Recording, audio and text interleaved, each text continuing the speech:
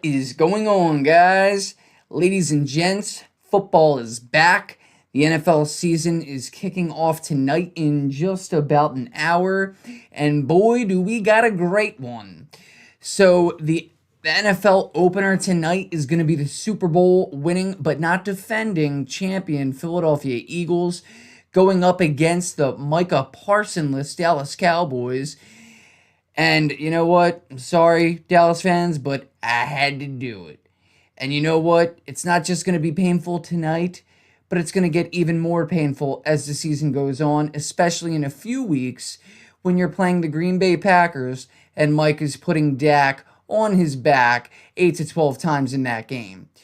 But I digress. So we're going to start things off with AFC East. And we're going to run down the depth charts, talk about some people I like, some people I don't like maybe, record projections for the season, and we'll go over my under-over projections as well. And then we'll get back to the NFC East and go off with the Buffalo Bills. So the Buffalo Bills have the same head coach that they've had for several seasons now, Sean McDermott. Joe Brady is still the OC. Bobby Babich is still the DC. When you look at this roster, you know, everybody's projecting that they're going to wind up in a Super Bowl this year or at least get back to the AFC Championship. And, you know, I'm a firm believer that they could. I don't have them going to the Super Bowl, but I think that they will get to the AFC Championship game more than likely. But yeah, they do obviously have one of the best and most talented quarterbacks in the National Football League in Josh Allen. James Cook got his big deal done in the offseason, and he is, especially for fantasy football, I have a lot of confidence in James Cook this year after having 16 touchdowns last year. They have a really good backup running back in Ray Davis. Then they have Khalil Shakir, wideout. Keon Coleman, that we didn't really see a lot of great things from him last year. I have high hopes for him this year going forward. Josh Palmer, they wound up getting him over from the Chargers in the offseason. They have one of the best tight end rooms in the league in Dalton Kincaid and Dawson Knox. And even their fullback, really, and saying their fullback, they have a very good fullback, which not a lot of teams even care to, you know, have fullbacks on their rosters nowadays. There's only a few in the league.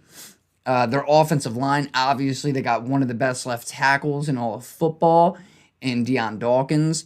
They have a really good, decent right tackle. Their center, I'm not really too sure about their guards, though. But, you know, that should be fine. They should still be one of the better teams in the league, like we all expect them to be. Their defense, so I had to go down and look at their defense a few different times because I got to be honest, I don't really love at least their DBs. Like, I know they have Tre'Davious White, and I've always been a big fan of his. A few injuries kind of caused, it seemed like, you know, his career to go on the downside there. But I hope that he's going to be, you know, back in form the way that he used to be when he was in Buffalo the first time, because I've always been a fan of his. DeMar Hamlin, I think they actually shifted him back to the second on the depth chart now at safety. They have Christian Benford, who I also kind of like, Teron Johnson, but I think the strength of this Buffalo Bills defense, without a doubt, is going to be their front seven. You know, the linebackers that they have, and then they went out and got Joey Bosa. They obviously still have Ed Oliver, and then they got, I forgot about AJ Epinesa as well. So I think that their defense is going to actually be really good again this season.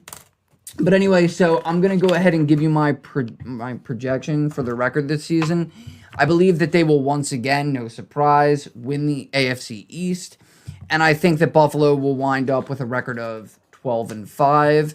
That's my opinion. So, you know, if you think it's going to be worse than that, if you're a Dolphins fan, or you think they're going to win 15 games, you know, bravo for you.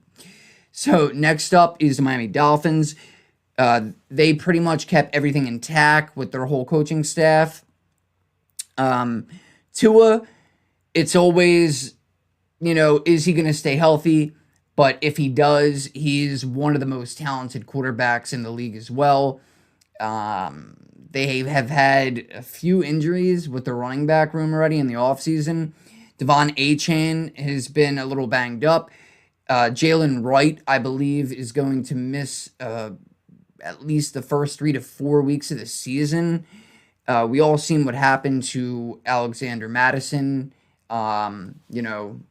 Prayers, hopefully he comes back from that. I believe it was a neck injury.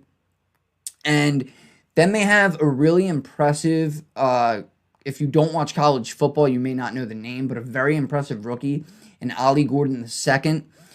And I think that we're even going to see him get a lot of playing time this year.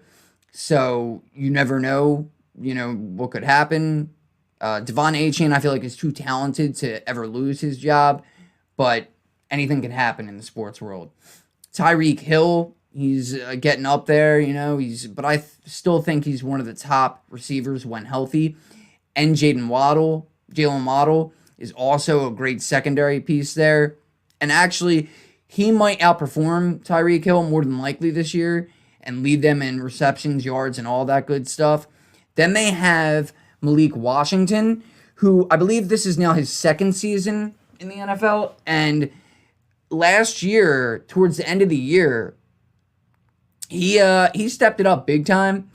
And I don't know if I brought his name up when I was doing the fantasy sleepers for the season, but Malik Washington is going to be their slot receiver, and he is another small-bodied receiver like Tyreek Hill. So look for him, especially in fantasy, and if you are in a dynasty league, I think that you would actually love what he ends up doing for your team, not just this year, but in the future as well. And Darren Waller, the unknown with Darren Waller, yes, he was great. He was lights out, especially when he was in New York with the Giants. And then he had, a couple of injuries. I think he even had decent production, I would say, when he was with the Raiders. And then after a year of being out of football, and it looks like he is banged up, we don't know as of right now whether he's going to be good to go for Sunday or not. But, man, if he can be like 60 to 70% of what he used to be, that is huge for the Miami offense. They also have a decent fullback who is also banged up in Alec Ingold. Their offensive line, I wouldn't say they're one of the best in the league, but they're definitely not one of the worst. They're about middle of the league in that perspective. Their defense, though, I think we've all kind of been sleeping on their defense, and I don't have them chalked in as like a top 10 defense, but I think they're going to be better than what we expect, especially with all those edge rushers in Chop Robinson, and then Bradley Chubb looks like he's finally healthy. Willie Gay Jr. Now, if I remember correctly, I'm pretty sure he used to play for the Chiefs, and he's also a pretty good linebacker.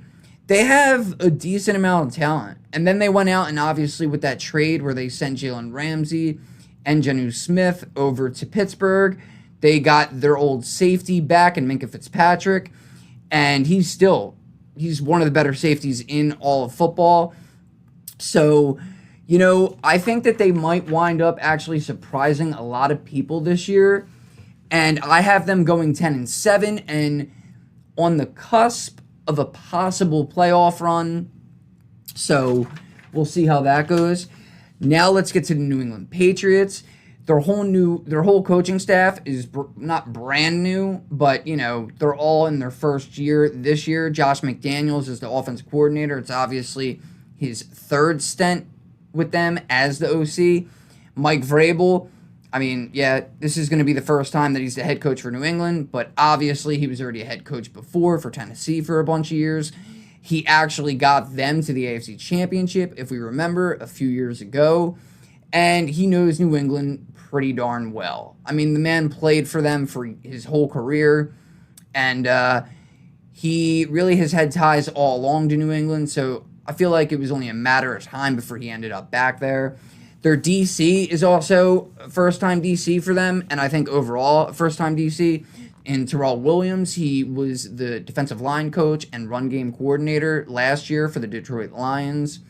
And this is another team that people are saying, could really surprise some people. Some analysts out there even say that New England will wind up making a run and be one of the 3 wild cards this year. I don't see that happening. I think we have another year or 2 before that ends up coming true. But their roster is pretty loaded with talent. I mean, especially on the defensive side. I love the fact that they went out and got Robert Spillane from the Raiders. Harold Landry III, they brought him in from, I want to say, the Titans. So he already had ties with Mike Vrabel. Carlton Davis III, Kyle Duggar, Jabril Peppers. I just seen something the other day on him, so I don't believe that he will be their starter. I think he either got hurt or they released him. I forget what happened there, but I definitely see something come across my screen the other day. They do have Marcus Epps, though, if Peppers is not there. Christian Gonzalez is also one of the better corners in the league. Marcus Jones as their nickel, it looks like, is going to be there. They have some depth, too. They got Milton Williams in the middle of that defensive, or no, they have him as the right end, it looks like. They got him from Philly. He signed a massive deal. They have, like I said, they have a lot of sneaky talent. If you're not paying attention to New England Patriots, they could win some games you're not expecting them to win this year. And obviously, they got one of the best running backs in the draft in Travion Henderson to pair with Ramondre Stevenson. They also have Antonio Gibson, who has, he kind of has regressed each and every year, it seems like, but he's still pretty talented. And if need be, I feel like he could help them on passing downs. Then they have, obviously, Stephon Diggs, who I view is still one of the best wideouts in the league. Demario Douglas, which will be his second year with Drake May. So I can't wait to see how that chemistry grows. Like I just said, Drake May is their quarterback. Last year, he really turned it on. He is one of the best young quarterbacks in the league, and he's versatile. He can take off and run if need be. They got Hunter Henry as well as their tight end, and he also, even though he's another year older, so I guess he's probably around 30 at this point, he has always been one of my sleeper tight ends for fantasy football. I've always liked him. They got Will Campbell, left tackle. They got Bradbury now at center. They got Morgan Moses. Their offensive line is going to be pretty decent. And like I said, their defense really is what brings me in. And we know how Vrabel is with defense. So I have them going 8-9 this season. But if they go 9-8, I wouldn't be surprised. The New York Jets is the last team in the AFC East. And just much like the New England Patriots, they have a whole new coaching staff. Their head coach now being Aaron Glenn. And we all know he was the defensive coordinator for the Lions for the past 4 seasons. Their offensive coordinator also coming over from Detroit. He was their passing game coordinator from 22 to 24. I'm talking about Tanner Eggstrand. And their defense coordinator, Steve Wilks, who, if you don't remember, he not only was the defensive coordinator back in 2023 for the San Francisco 49ers, but he's been around the league for years. At one point, he went from DC for the Carolina Panthers to the interim head coach. And I still go back and think about that and think, who knows what he could have did if they would have just left him there. Because it kind of was an unfair thing. They made him the interim head coach for, I guess it was like half of a season to end the year, knowing that they weren't really going to amount to anything. And then he got fired in the offseason. But, so I love this for the New York Jets. And just having 2 defensive-minded coaches there together, the brilliance of Aaron Glenn and Steve Wilks combined. So, I mean, yeah, I feel like they did lose a few pieces on the defense, but I think just like I said about Miami, I think their defense could surprise some people, especially if you are a fan of the Jets and you're looking at their defense saying, nah, they're not going to be what they were a few years ago. You never know. They still have Sauce Gardner. They still have Tony Adams. They still have they got Brandon Stevens. They have Michael Carter II, rather. Malachi Moore. They got that defensive line still with Will McDonald and Quinnen Williams, Jermaine Johnson.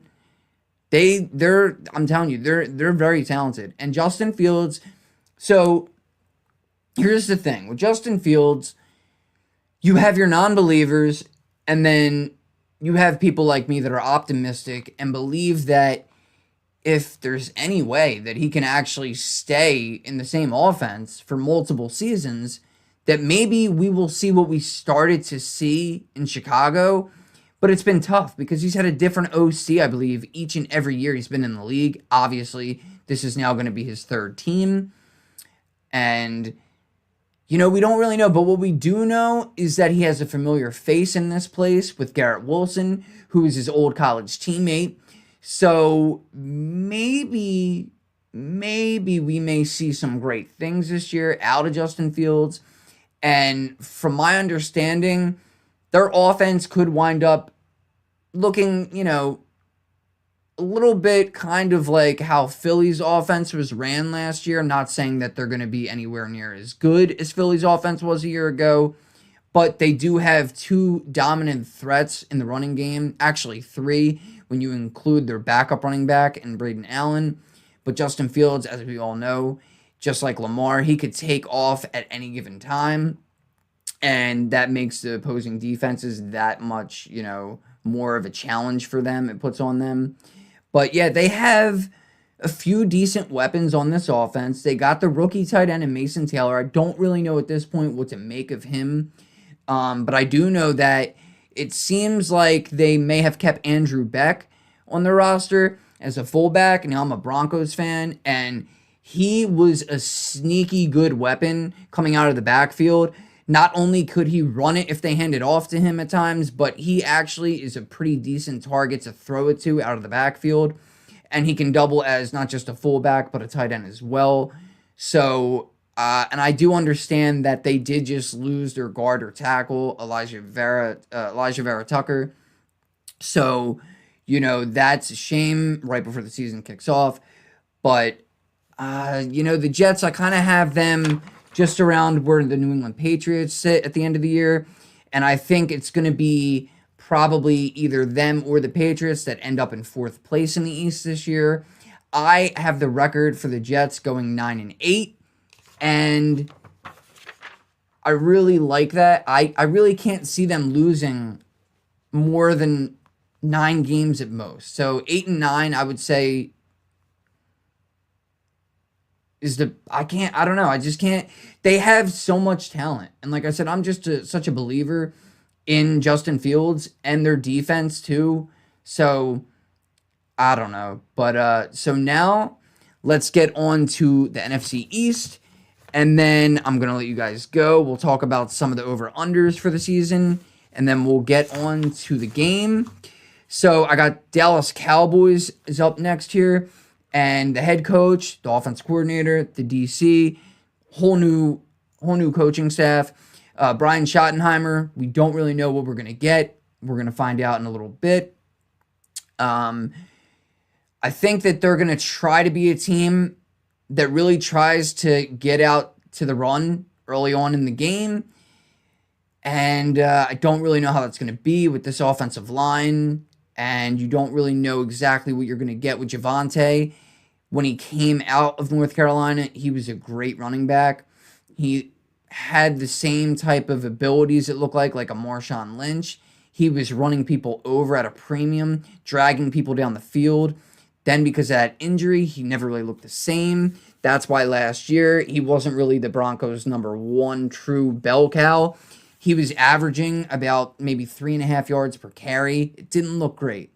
So, I did hear great things, in camp, though, that he does look really good and he's ready to go. Miles Sanders is their backup. Don't really know what to make of him at this point.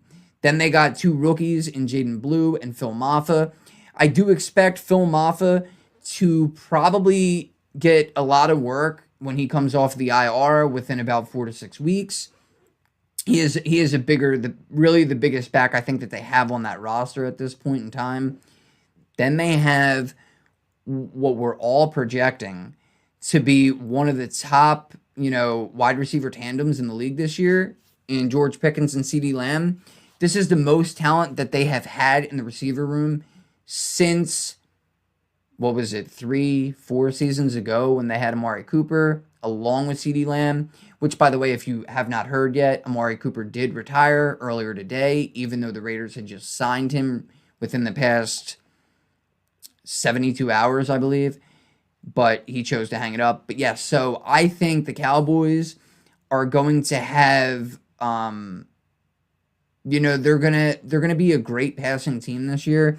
If that offensive line can hold up and Dak stays healthy, I think they should have no problem with putting points up. It's just roughly, how is this defense going to be now? And yes, they did add Kenny Clark. And just like Jerry Jones was saying, this should definitely help them in stopping the run defensively. But they have a lot of talent still. Marshawn Kneeland I think he's going to be a really good defensive end. And their other edge rusher, DeMarvion Overshawn, he is, I think, another player that's going to be similar to a Micah Parsons, rather. And they also have Solomon Thomas. They got Dante Fowler Jr., who they are high on right now. And if he gets back to how he used to be when he was younger, I think that this really could wind up being a good thing for Dallas. Not saying that they traded Parsons, but just saying that maybe they will still be a decent enough defense without Parsons. And as crazy as that sounds, again, if you just look at the roster, it's not terrible. They also have Jack Sanborn, middle linebacker. He's pretty decent. You could get way worse than him. Kenneth Murray Jr. They got Deron Bland, obviously, and they have Malik Hooker with Donovan Wilson and Trayvon Diggs. So this is still top 15, maybe almost top 10 defensive back room.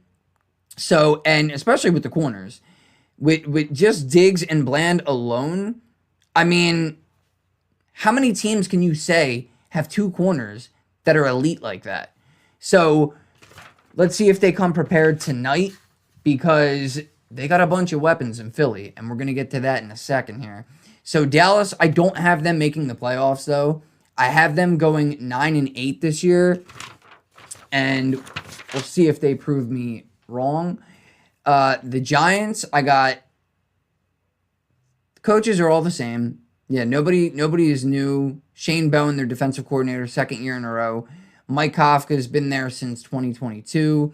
Obviously, Brian Daboll's been there for quite some time, and hopefully after this year, he will remain their head coach. But it's going to be tough. It's going to be very tough for them.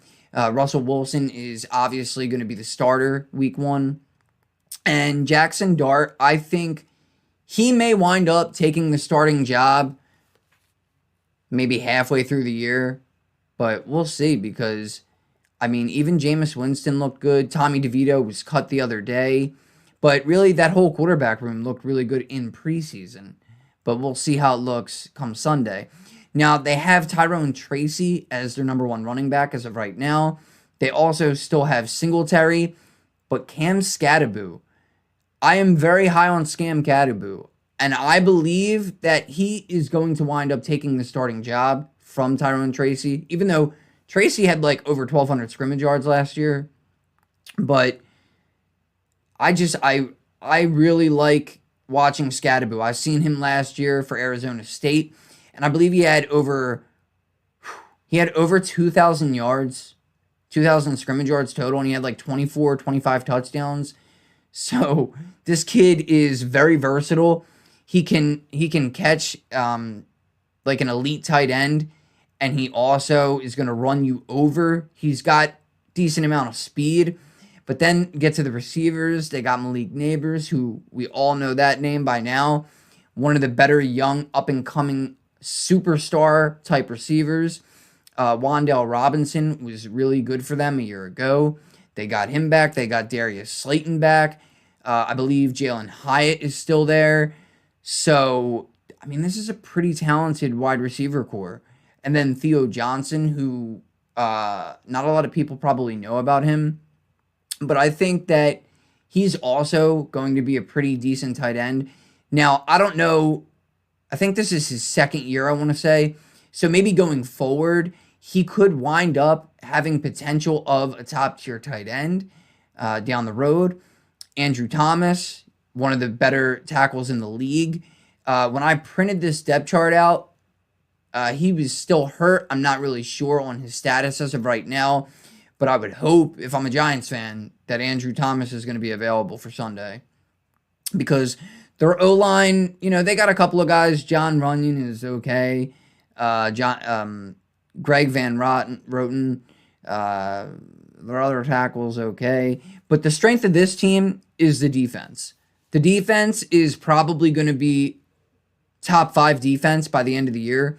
Now, last year, the Giants actually led the whole league in sacks up until, I don't know, maybe around like week 12 last season. And they have edge rushers galore, Brian Burns, then obviously Kayvon Thibodeau, who they drafted last season, and then who they drafted this year in what's his name? Abdul Carter from Penn State. So, and then they got Chauncey Goldston. They got so many pieces, man. They still got Dexter Lawrence. Their DBs, I feel like their DBs is probably the weakest part of their defense. But their front seven, they're going to be one of the better ones in the entire league this year. Without a doubt. I promise you that. But, defense, they say wins championships, but defense doesn't always put points on the board. So unless they're getting interceptions and fumbles and bring them all the way back to the house at a premium, I have the Giants going 5-12. I am from New Jersey. I'm not a Giants fan. So, I'm not being biased, but I'm just saying I don't see them, especially in the division with the Eagles and the Commanders and the Cowboys.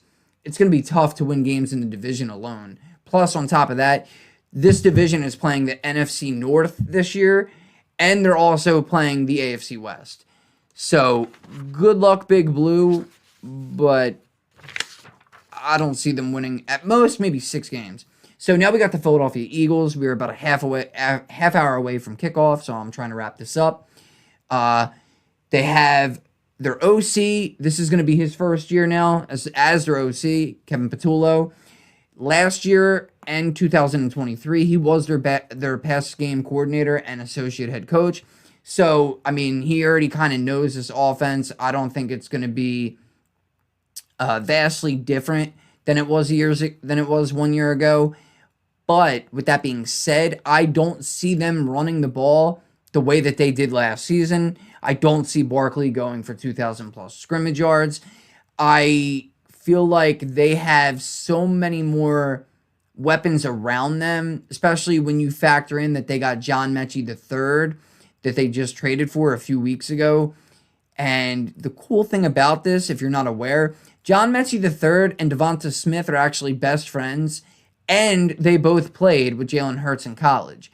So I don't see any reason why Philly's not going to be throwing the ball at least, 50%, 40% more than they did last season. They had the least amount of pass attempts, rather, in the entire league last year. And I just don't see that happening this time around.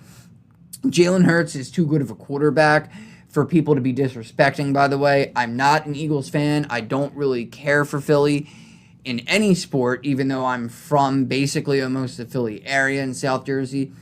But when I seen all these graphics in the offseason disrespecting Jalen Hurts, not even having him as a top 10 quarterback, I had to speak up. That's ridiculous. The man already took him to 2 Super Bowls, and really he should have beat the Chiefs in both of those Super Bowls. And I mean, I get it, with them doing the tush push thing, like, and he runs, at times, but the man has an arm. And not only can he throw, 60 plus yards down the field, I want to say, but he's actually more accurate than we give him credit for sometimes. And it's just, I don't know. It's just, I just don't see how you can put 10 quarterbacks ahead of somebody like that. And, like I said, they're going to be throwing the ball at a premium this year. And I think, even though, like I just said, Dallas has 2 elite cornerbacks, I think we're going to start seeing it right off the bat tonight. And then you look at their defense. Now, their defense is still going to be very, very good. I love Vic Fangio.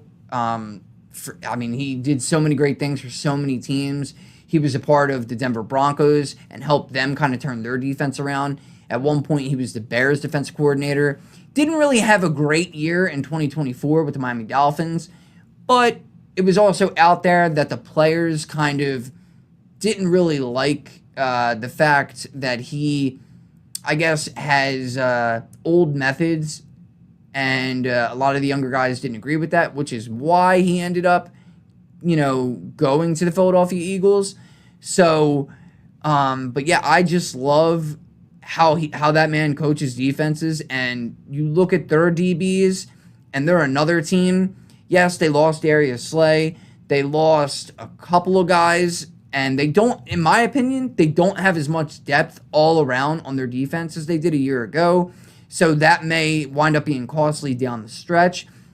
However, Cooper DeJean and Quinyon Mitchell only being in their second year and being as great as they were a year ago, that is like, I mean, this could go for the next 10 years that these two stay together if the Eagles are smart about it. And if we know anything about Howie Roseman, he is very smart with keeping the team together and bringing in strong players. So, I mean, I love their DBs, but, and they have Jordan Davis, which is great. Jalen Carter is great. Zach Bond. I honestly was telling everybody that they weren't going to be able to re-sign him when you looked at the cap that they had, but they made it work. So kudos to them. And Zach Bond just still being a part of that defense, man, that is such a scary defense. But like I said, I just don't feel like they have the depth that they had a year ago. But bringing in Adoree Jackson, too, could turn out to be very, very big for them if he's still the same type of player that he was when he was on the Giants. So, I have the Eagles regressing a little bit, just a little bit, and I have them going 10-7 this season. So, yeah, if you're a Philly fan, you're not going to be too happy about that. But you know what? I don't care. Because like I said, that's my opinion. You have yours, I'm entitled to mine. You're watching me right now, or listening to me, you're going to have to deal with it. But anyhow, on to Washington. So now the Commanders, their whole coaching staff, they're all in their second year. So that's good for them. Terry McLaurin, they got him back under contract, which is great. They did ship out Brian Robinson Jr. He is now the backup running back for the San Francisco 49ers. So Austin Eckler is their day one starter.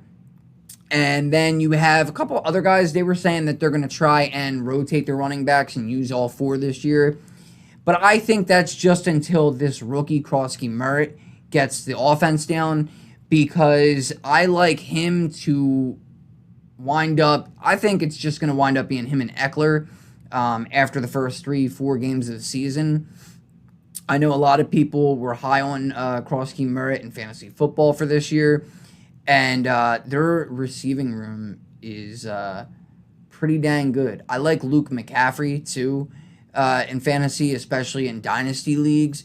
I think he's going to take on a larger part of this offense, and it could be scary if Luke McCaffrey winds up being, anywhere near as talented as his older brother, Christian McCaffrey, because they already have McLaurin, they already have Deebo Samuel, they still have Zach Ertz, who still, I think, is a top, right under the one tier, I would say, tight ends. I think he's in the second tier still.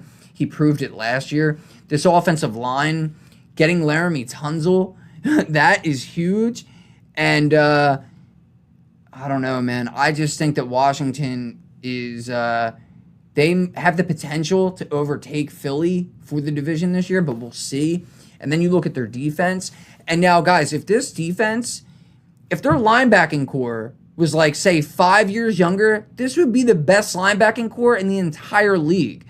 Bobby Wagner, who brings it every year and has like well over 120 tackles every year. Von Miller, last year, he played like 5% of the snaps maybe, and he still had like 6, 7 sacks, something like that. They have him actually in as the starter. And then Frankie Louvu, who's also a great linebacker.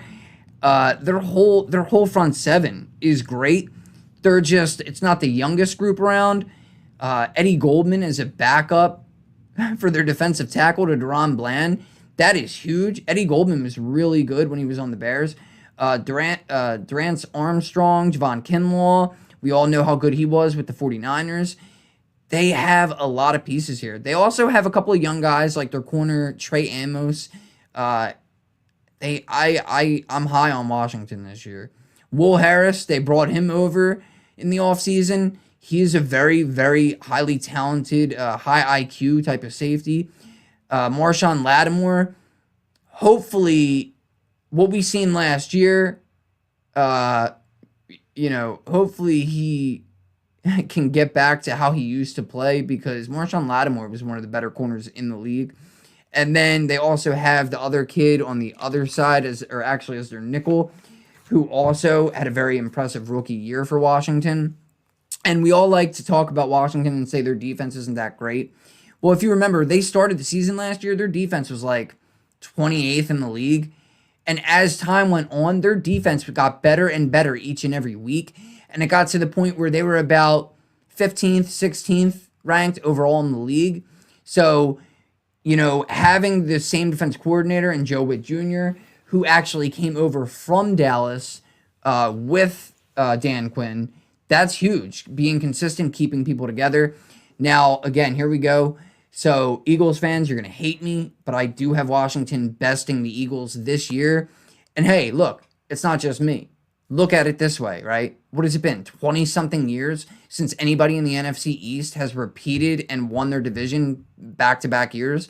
The last time it happened, yeah, sure, it was the Philadelphia Eagles, but it was in the early 2000s. And I just think going that far into this, all the way to the Super Bowl, playing that many games, that's going to catch up with you at some point. Yes, they did add depth in certain areas, but like I said, I feel like they're lacking depth with their defense from what they had last year. That could prove costly, but we'll see. For me, I have Washington projected with a 12-5 record, which is 2 more wins than Philly. And who knows? Maybe they'll beat Philly both times this year. You really don't know. And then when you look at the over-unders, I have Philly because their over-under is 11.5, and I have them obviously under. I'm just going in order alphabetically here, so I'm going in between divisions. The Buffalo Bills, I have them going over 11.5. Washington, 9.5. That's pretty disrespectful. I obviously have them going over. Who's next? Dallas, 7.5. So I like the over for them, even if it's only 8 or 9 wins. New England Patriots, the over-under is 8.5. I have them with, I'm going to say the under, because I think I projected them with 8 wins. Miami Dolphins, it's also 8.5 for them. I have them with the over. The New York Jets, 5.5. That is terrible. I have them with the over for sure. And then I think there's 2 more on this backside. No, just the New York Giants. Over under 5.5. Well, I think I said 6, so I'll just go ahead and say the over. And so another thing, I guess, when you look at tonight's game, if you do bet, I don't really bet too frequently, but if you do, obviously the rule of thumb, bet responsibly, and don't ever wager more than what you can afford to lose. Just think of it that way. So for tonight's game, it was actually plus 7.5 for Dallas before they traded Micah. Now it's actually plus 8.5. And if I were to bet, I would take that. I mean, it's minus 115, but 8.5. I feel like this game could be very close, actually. And if you don't know, Dak Prescott in his career is 9-4 against Philly. Now you may be sitting there thinking like, well, how could that be? They lost so many times. Yeah, but he actually has missed about 4, maybe even 5 games against Philly in his career. So just remember that. He's 9-4 in his career against the Philadelphia Eagles.